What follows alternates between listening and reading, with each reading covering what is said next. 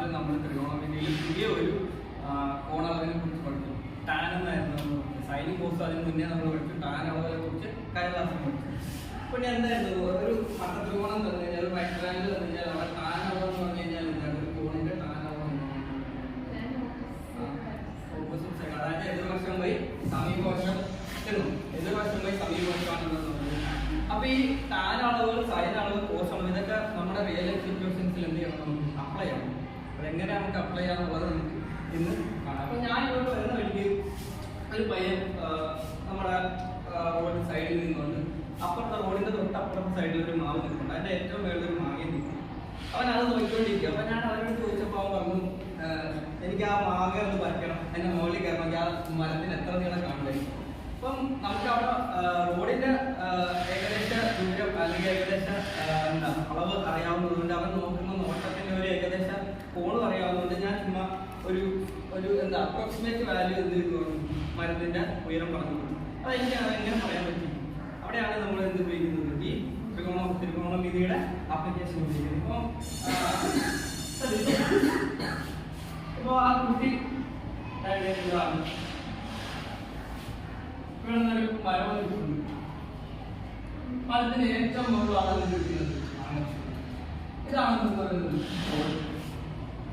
അപ്പൊ ഇവന് ആ മാവിലേക്ക് നോക്കുക എന്ന് പറയുന്നത് നേരെ നോക്കിയാൽ മാങ്ങ കാണാൻ പറ്റും, ഇല്ല താഴെ നോക്കിയാൽ കാണാൻ പറ്റും. പിന്നെ എങ്ങനെ നോക്കണം, തല നോക്കി നോക്കണം. അപ്പൊ അവൻ എന്ത് ചെയ്തു, ഇവിടുന്ന് മേലോട്ട് എന്ത് ചെയ്തു. അപ്പൊ ഇതാണ് അവന്റെ എന്തെന്ന് പറയുന്നത് മേലോട്ടുള്ള നോട്ടം എന്ന് പറയുന്നത്.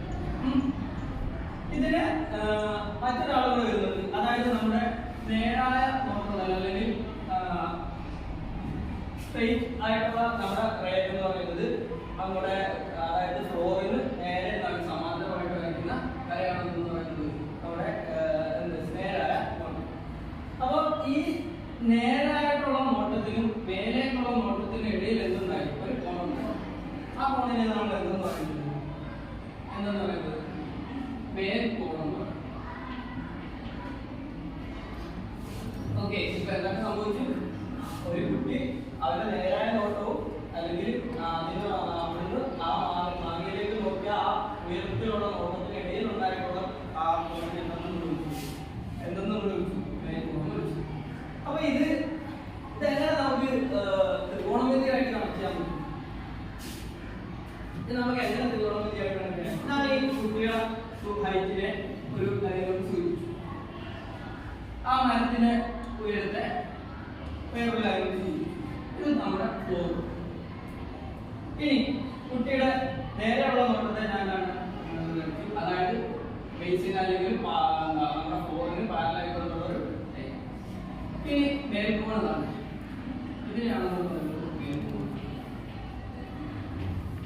ഇപ്പൊ എന്തുണ്ടായി, ഇവിടെ ഒരു വട്ടത്രികോണമുണ്ടായി. ഈ വട്ടത്രികോണത്തിനകത്ത് നമുക്കറിയാം, നമുക്കിപ്പോ ഞാൻ നേരത്തെ പറഞ്ഞതുപോലെ റോഡിന്റെ വീതി നമുക്കറിയാം. റോഡിന്റെ വീതി നിശ്ചിത ആണെന്നുണ്ടെങ്കിൽ, ഇത് അറിയാമെന്നുണ്ടെങ്കിൽ, അവരുടെ മേൽക്കോണും അറിയാമെന്നുണ്ടെങ്കിൽ നമുക്ക് എന്ത് കണ്ടുപിടിക്കാം, എതിർവശം പോയി സമീപവശം ഉപയോഗിച്ചുകൊണ്ട് നമുക്ക് എന്ത് കണ്ടുപിടിക്കാം, താൻ ഉപയോഗിച്ചുകൊണ്ട് റോഡിന്റെ നീളം അറിയാവുന്നതുകൊണ്ട് എന്ത് കണ്ടുപിടിക്കാം, മരത്തിന്റെ നീളം കണ്ടുപിടിക്കാം. ഇനി മറ്റൊരു ഉദാഹരണം നോക്കി, ഒരു ലൈറ്റ് ഹൗസിന്റെ മേളൊരു ആൾ കടലിലൂടെ ഒരു കപ്പൽ പോയി. അവൻ ഈ കപ്പലിലേക്ക് അപ്പൊ എങ്ങനെ നോക്കാം, മേലോട്ട് നോക്കിയാൽ പറ്റൂ, നേരെ നോക്കിയാൽ പറ്റൂ, പിന്നെ എങ്ങോട്ട് നോക്കണം, താഴേക്ക് നോക്കണം. അപ്പൊ അത് താഴേക്ക് നോക്കി. ഇങ്ങനെ താഴേക്ക് നോക്കി അവിടെ നേരത്തെ പറഞ്ഞതുപോലെ തന്നെ എന്തുണ്ട്, ഒരു നേരേക്കുണ്ട്, നേരായ നോട്ടം. ഈ നേർ നോട്ടവും താഴേക്കുള്ള നോട്ടത്തിന് ഇടയിലുണ്ടായിരിക്കണം. അതിനെയാണ് എന്ന് പറയുന്നത് ഷീറ്റ് നോട്ടം. ഇത് നമുക്ക് എങ്ങനെ ത്രികോണമിതിയായിട്ട് കണക്ട് ചെയ്യാൻ പറ്റും.